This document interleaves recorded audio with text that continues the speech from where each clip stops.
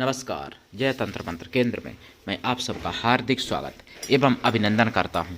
मेरे प्रिय भाई बहनों, ललिता देवी के एक भैरव जिनकी साधना आज मैं बताने जा रहा हूं, यूट्यूब पर पहली बार अभी तक किसी ने नहीं बताई है। ललिता देवी के भैरव, लोग नाम भी नहीं जानते कि ललिता देवी के कोई भैरव होते हैं, जिसके लिए आपको हमारा वीडियो अंत तक देखना पड़ेगा। और देखो, मैं तो वैसे उनके कई नाम हैं, तो उन्हीं में से एक ललितेश्वर भैरव भी नाम है। तो ललितेश्वर भैरव की साधना बताऊंगा, जिसके लिए आपको मेरा वीडियो अंत तक देखना ही चाहिए। और यदि आपने सब्सक्राइब नहीं किया है तो लाल वाली बटन दबाओ और घंटी बजा दो। तुरंत सब्सक्राइब कर लो ताकि और भी वीडियो आप तक पहुँचते रहें। दुनिया में जिसका कोई नहीं मैं उसका हूँ। यदि आपको अपनों ने धोखा दिया है अथवा आपको परायों ने धोखा दिया है तो आप एक बार मुझे अवश्य आजमाएं और हमारे चैनल पर कमेंट जरूर करें, लाइक करें, शेयर करें। मेरे प्रिय भाई बहनों, हमसे बात करने का टाइम भारतीय टाइम के अनुसार दिन में दोपहर 12 बजे से 2 बजे के बीच का है। और हमारा नंबर भाई 9305 63 71 73। यदि आप सच्चा पवित्र निस्वार्थ दिव्य प्रेम पाना चाहते हैं अथवा सच्चा पवित्र निस्वार्थ दिव्य प्रेम देना चाहते हैं तो आपका स्थान मेरे लिए मेरे प्राणों से भी करोड़ों गुना ऊपर है। मैं राष्ट्रीय अध्यक्ष कृष्णा दल एवं महामंडलेश्वर आप सबसे निवेदन करता हूं, यदि आप मानवतावादी हैं अथवा आप सनातनी हैं तो मुझसे जरूर जुड़ें। यदि आप में योग्यता हुई तो मैं आपको पदाधिकारी भी बनाऊंगा अपने संगठन कृष्णा दल में। ये कृष्णा दल हमारा आपका सबका एक परिवार है। आप देश विदेश में विश्व के किसी भी कोने में रहते हैं, किसी भी जाति धर्म से हैं, कोई दिक्कत नहीं। आप हमारे दिए हुए ज्ञान से भरपूर लाभ उठा सकते हैं।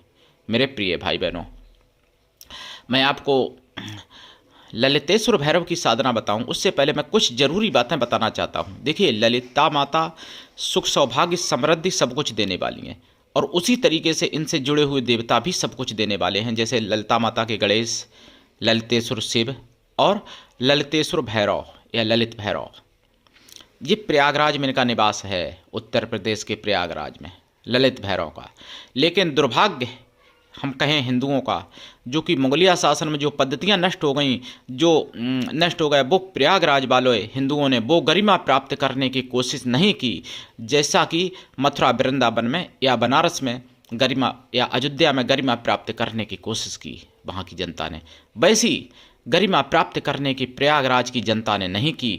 नहीं तो प्रयागराज सब तीर्थों के राजा हैं। प्रयागराज की 7 पत्नियाँ हैं जो 7 पुरियाँ हैं। कौन कौन सी? देखिए, अयोध्यापुरी, काशीपुरी 2, मथुरापुरी 3, उज्जैनपुरी 4, द्वारिकापुरी 5, उज्जैन को यमंतिकापुरी भी कहते हैं, और कांचीपुरी 6, जगन्नाथपुरी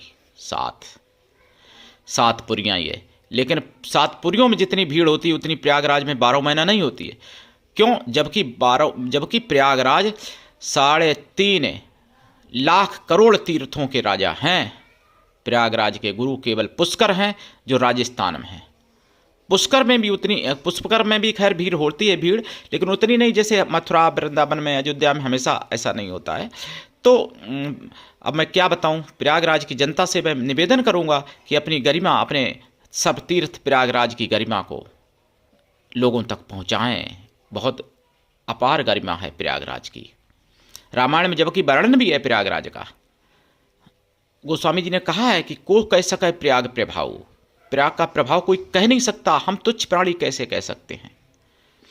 मेरे प्रिय भाई बहनों, उसी प्रयागराज तीर्थ में ललितेश्वर भैरव का निवास है और ये बहुत सात्विकी, परम पवित्र, शुभ सौम्य भैरव हैं और समय आने पर महाउग्र भी हैं। लेकिन उससे पहले मैं कुछ राष्ट्र की बातें आपको बताना चाहता हूँ। हिंदुओं को इतना ज़्यादा सुलाया गया, षड्यंत्र किया गया। अभी मैंने आपको कुछ दिन पहले दिखाया था, मतलब बताया था कि भागनगर में किसी ने टॉयलेट की, मतलब शौच किया। टॉयलेट तो दूसरे मंदिर में की, शौच किया किसी मंदिर में। जो मैंने तारीख बताया था, मैंने सुदर्शन पर वीडियो देखा था, आप देख सकते हो। मैंने दिखाया नहीं, मैंने केवल बताया था आपको। ऐसे ही 20 जनवरी 2026 जागो में आप देख सकते हो सुदर्शन चैनल पर 8 बजे के में। हम केवल आपको बता रहे हैं, सोनभद्र में एक मंदिर में 5 जिहादी गए और 5 ने बहुत ऊंची धार मार के सूसू की है, मतलब लघुशंका की है मंदिर में, हिंदुओं के मंदिर में लघुशंका करने वाले मुसलमान हैं। सोनभद्र में है, सोनभद्र यूपी में है, जहां डबल इंजन की सरकार है।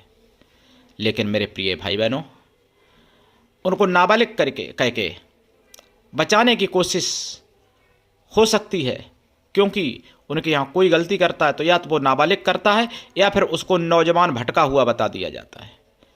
क्या हिंदू नहीं भटक सकते? क्यों नहीं भटकते? देख लेना कश्मीर फाइल्स, देख लेना बंगाल फाइल्स, आपकी आंखें खुल जाएंगी। लेकिन देखना नहीं चाहोगे तो फिर तुम्हारे घर पर भी वही होने वाला है। चिंता मत करो, जल्दी समय आ रहा है तुम्हारा हिंदुओं, अगर नहीं जागे तो।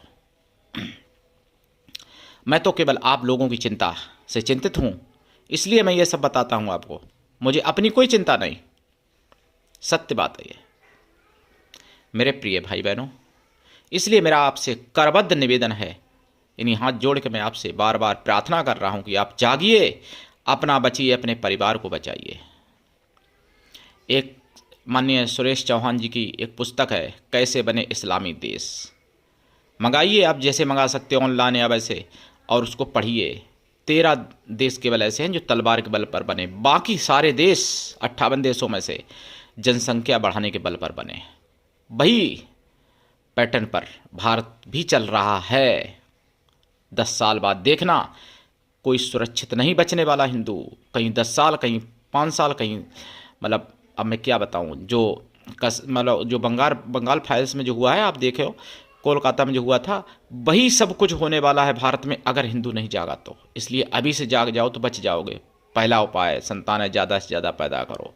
दूसरा उपाय, संतानों को अच्छे संस्कार दो। तीसरा उपाय, संतानों को वेद पुराण शास्त्र पढ़ो और पढ़ाओ, खुद भी पढ़ो, बच्चों को भी पढ़ाओ। चौथा उपाय, शास्त्र अस्त्र घर में रखो, चलाना सीखो, बच्चों को चलाना सिखाओ। यही 4 उपाय, 5वां कोई उपाय नहीं है। भगवान भी वीरों के लिए जन्म लेते हैं, कायरों के लिए जन्म नहीं लेते हैं। भगवान अर्जुन के लिए जन्म लिया था भगवान कृष्ण ने। मेरे प्रिय भाई बहनों, ये बात आप समझो। अब मैं आपको ललितेश्वर भैरव की साधना बता देता हूँ। देखिए, ये साधना करने से पहले आपको लाइफ टाइम के लिए शुद्ध शाकाहारी रहना पड़ेगा। परम पवित्र साधना है। इस साधना करने से पहले आप ललिता देवी के उपासक हों तो ज़्यादा अच्छा है, जल्दी सिद्ध हो जाएगी ये साधना ललितेश्वर भैरव की। और ललितेश्वर भैरव ये आपको बता दें, इनका आसन कमल का फूल है। तो साधना रात्रिकालीन है, जैसा कि भैरवों में होती है। साधना काल में ब्रह्मचर्य व्रत, 1 टाइम भोजन, भूमि शयन परम आवश्यक है। साधना काल में खोया की मिठाई का और अष्टमेवा का प्रसाद रखें।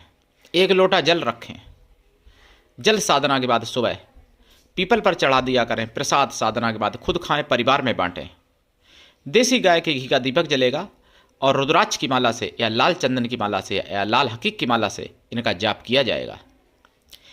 देखिए मेरे भाई बहनों, ये इकलौता चैनल है जो राष्ट्रभक्ति और साधनाएं प्लस सभी प्रकार का ज्ञान देता है। पूरे संसार में चैनल दूसरा खंगाल लो, ऐसा कोई चैनल नहीं मिलेगा जो ये सब आपको जानकारियां और साधनाएं बताता हो। इसलिए आपका कर्तव्य है इस चैनल को ज़्यादा से ज़्यादा आगे बढ़ाओ।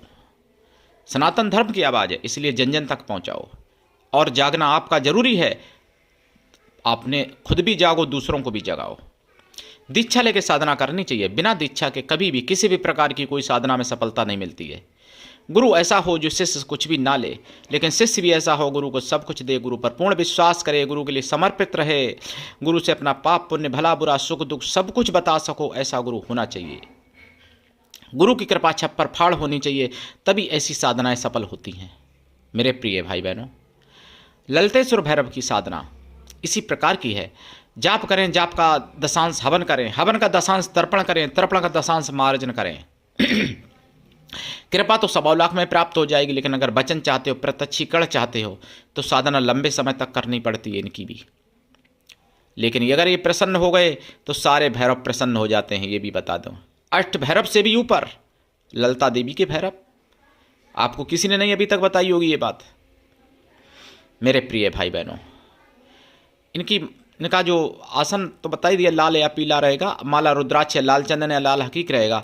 और हाँ, जो मार्जन करेंगे, मार्जन का 10 पवित्र ब्राह्मणों को भोजन कराएं, या फिर पवित्र ब्राह्मण, छोटे छोटे बच्चे होते हैं जिनका जनेऊ हो गया हो, बटुक ब्राह्मण, उनको भोजन कराएं, अथवा किसी साधु को भोजन कराएं। साधु एक नहीं, उतने ही साधु हों, लेकिन वो किसी भी जाति वर्ग के हों, कोई दिक्कत नहीं, लेकिन वो मन से तन से पवित्रों एवं शुद्ध शाकाहारी हों। अगर ऐसा संभव नहीं है तो उतने बैलों को भोजन करा दें, या फिर कन्याओं को भोजन करा दें, या फिर गौ माताओं को भोजन करा दें। कई विकल्प हैं, लेकिन साधना करनी चाहिए। प्रत्येक व्यक्ति को अपने जीवन में एक बार ये साधना कर लेनी ही चाहिए। जिनको सौभाग्य चाहिए, जिनको बल चाहिए, जिनको बुद्धि चाहिए, जिनको शक्ति चाहिए, जिनको भक्ति चाहिए, जिनको धन दौलत चाहिए, जिनको सुंदरता चाहिए, जिनको चिरयौवन चाहिए, चिरयौवन चाहने वालों को भी ये साधना करनी चाहिए। जिनको चिर आयु चाहिए, जिनको सभी सुख चाहिए, उनको ललितेश्वर भैरव की साधना करनी ही चाहिए।